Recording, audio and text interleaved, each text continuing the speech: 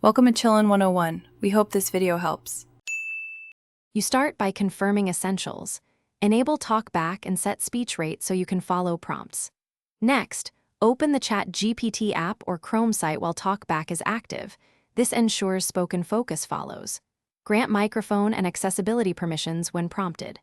Once done, navigate by swiping right for next item and double tap to activate. These are the precise gestures you will use immediately. Make sure the keyboard is Talkback friendly, and split screen is off for consistent focus.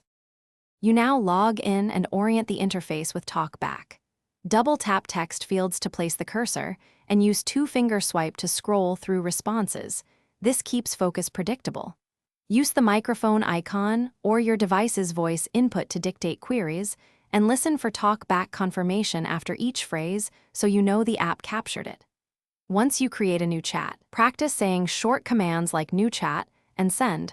This reduces gesture fatigue and speeds the workflow significantly. You finish by checking that Talkback announces sent messages and reads responses fully. This confirms two-way interaction.